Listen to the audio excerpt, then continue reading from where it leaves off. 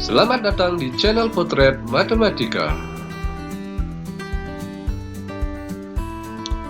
Sebelum mulai belajar, jangan lupa dukung channel ini dengan cara like, share, dan subscribe. Klik juga tanda lonceng untuk mendapatkan notifikasi video terbaru dari saya.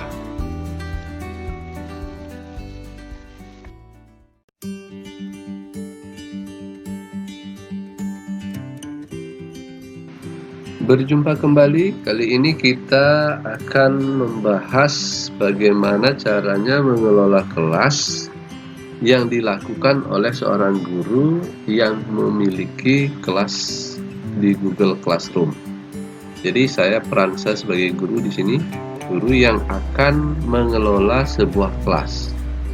Oke, saya buka dulu kelas yang akan ingin saya kelola, misalnya kelas matematika kelas 9. Misalnya ini. Jadi tampilan awal seperti ini ada dari 4 menu ya, ada stream, classwork, people, dan grades. Ini stream untuk post ya, posting. Kemudian ini classwork berarti tugas kelas. Kemudian people berarti guru dan siswa di sini. Lalu grade adalah kumpulan dari nilai siswa. Ketika kita memberikan siswa itu tugas maupun kuis. Oke, saya mulai dari stream. Nah, untuk stream itu pengaturannya ada di ini ya, di sebelah pojok kanan ada lambang gear, kita klik. Jadi pengaturan stream itu ada di sini ya. Mulai dari nama kelas, kemudian kalau ini mau dirubah ya, silahkan saja. Nah, tapi saya dalam hal ini saya tidak akan merubah. Kemudian di general untuk kode kelas kita bisa reset gitu ya, bisa reset, bisa copy, bisa tampilkan. Kalau kita tampilkan, nah ini tampilannya. Kemudian untuk ngereset berarti ini ya, ketika kita klik reset, misalnya saya klik reset,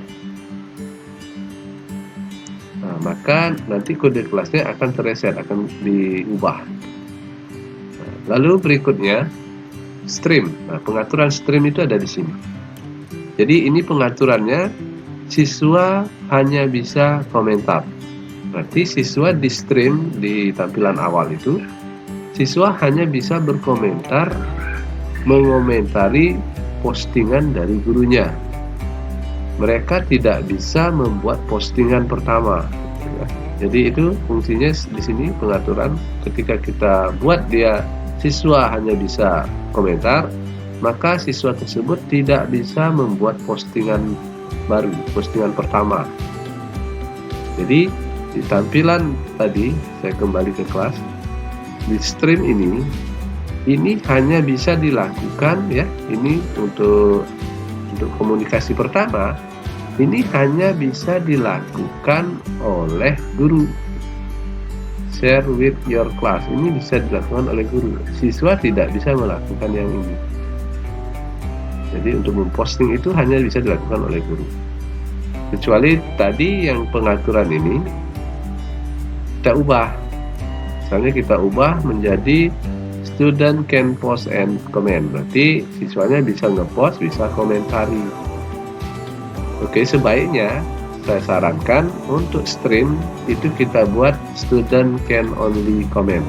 Itu siswa hanya bisa berkomentar saja supaya nanti kelasnya tidak gaduh gitu di kelas ini. Oke, seperti itu. Kemudian yang berikutnya, bagaimana kita akan mengelola nanti di menu classwork, karena yang diakses oleh siswa nanti adalah ini, classwork ini. Nah, jadi nanti siswa itu akan mengakses apapun yang ada kita buat di sini. Jadi penting seorang guru mengelola Google Classroom, kelas di Google Classroom itu di sini. Yang pertama, ketika kita ingin memposting sesuatu, kita kategorikan postingan apa yang akan kita posting. Sehingga kita membutuhkan sebuah topik ya. Kita klik ini.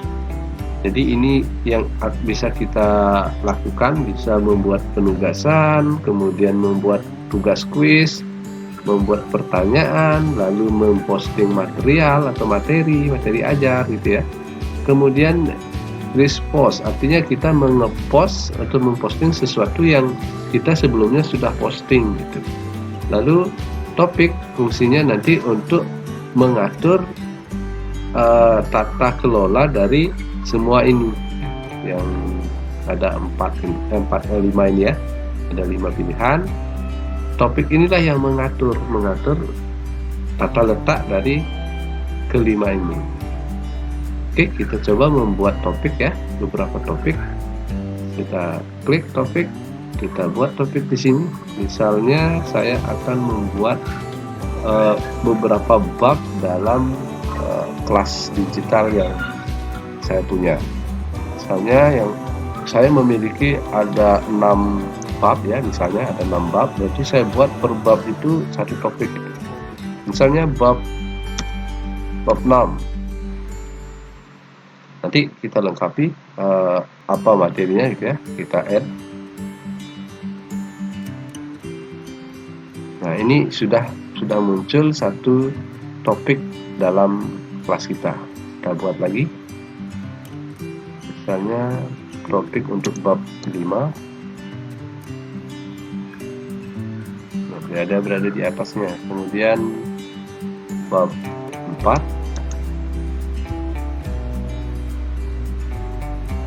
Lalu bab 3.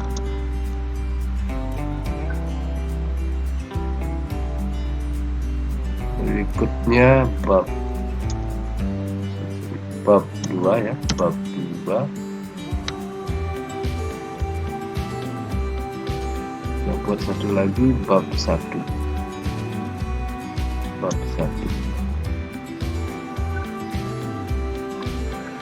Oke, jadi kita sudah memiliki ada 6 bab dengan topik yang berbeda ya. Oke.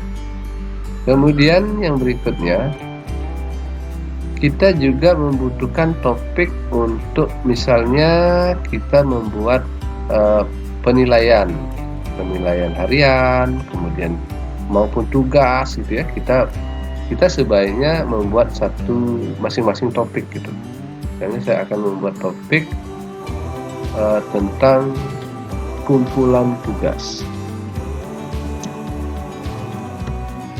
Oke. Nah, jadi di atas ada kumpulan tugas. Kemudian ada lagi kita buat topik misalnya penilaian harian. Oke. Lalu misalnya lagi penilaian tengah semester.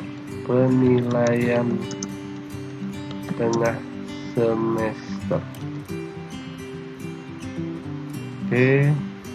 Kemudian satu lagi penilaian akhir semester.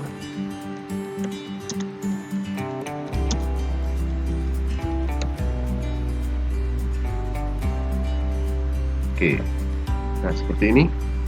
Kumpulan tugas ada, kita rencananya kumpulan tugas ada paling atas ya, sehingga nanti ketika siswa mengakses dia langsung melihat topik tugas. Berarti yang lainnya ini saya bawa ke bawah. Caranya saya klik saja ini, klik, kemudian saya drag ke bawah.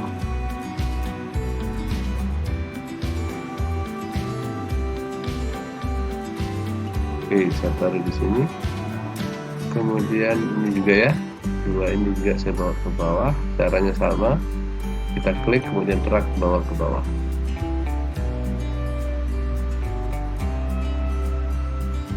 Oke, satu lagi yang tengah semester itu kita bawa di atasnya ujian akhir semester. Nah, di sini. Jadi ini sudah terbentuk beberapa topik. Ini ada all topik ya, ini semuanya. Nah, sehingga ketika kita nanti ingin memposting apapun, kita panduannya di topik ini. Misalnya kita memposting materi bab 1 misalnya. Bab 1 saya akan memposting materi bab 1. Jadi saya klik create, kemudian saya masukkan materi. Saya klik materi. Lalu saya buat misalnya materi bab 1 topik pertama atau materi 1 bab 1, atau kita balik ya, bab 1 materi 1. Misalnya seperti itu. Ingat ya, untuk materi berarti kita menggunakan material ya, material. Oke, kita ingin membuat materi berupa misalnya video pembelajaran. Nanti kita ambil saja videonya, di mana kita taruh video, maka di sana kita ambil. Misalnya saya ngambil di YouTube misalnya. Oke, saya cari misalnya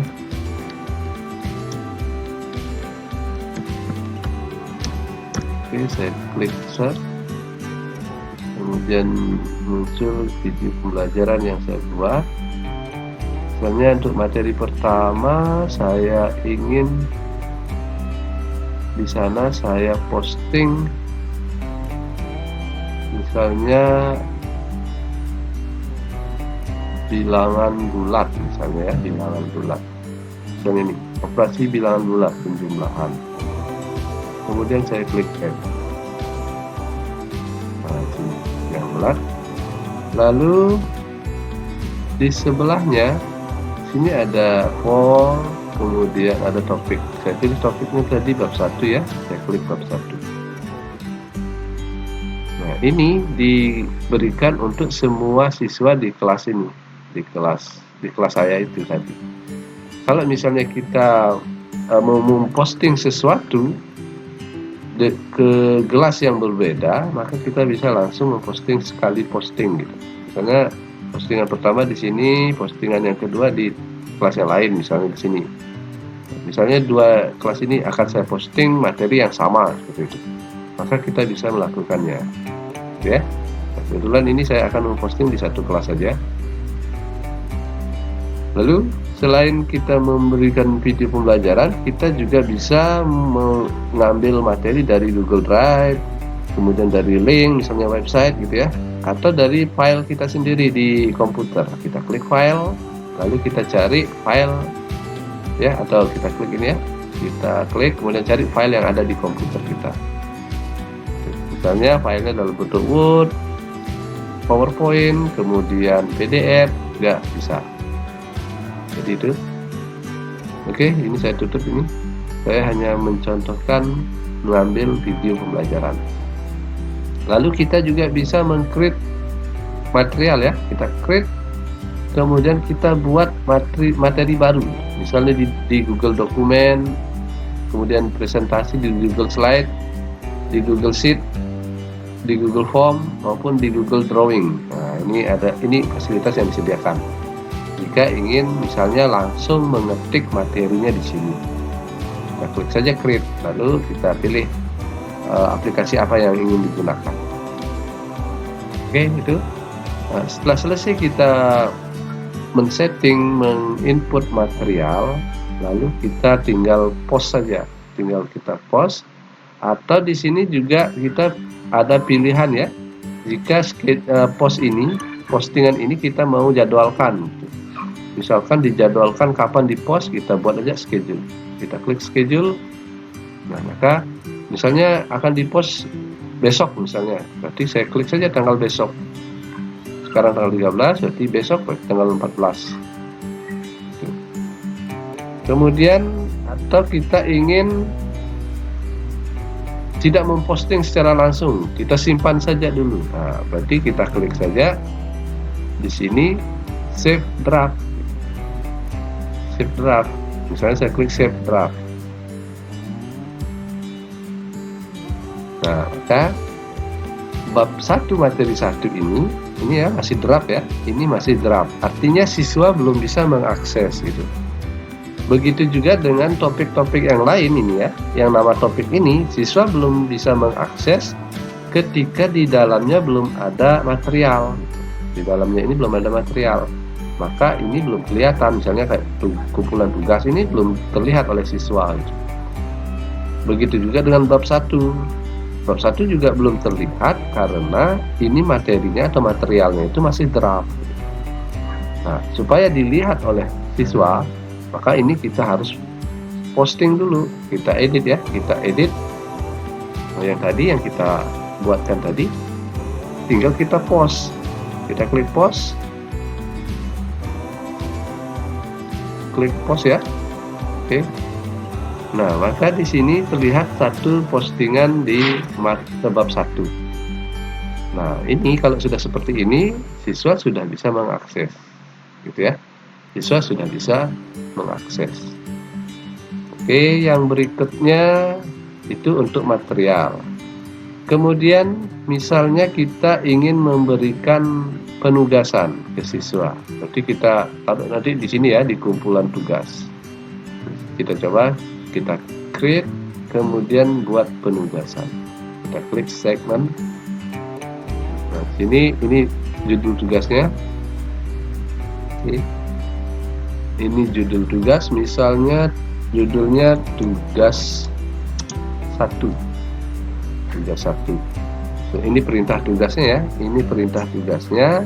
Kemudian ada ingin dilampirkan file, silakan saja di sini kita klik, kita lampirkan file apa yang ingin kita lampirkan. Sama seperti kita memasukkan material tadi. Cuman di sini sifatnya penugasan. Kita klik, misalnya saya buat instruksi tugasnya, kerjakan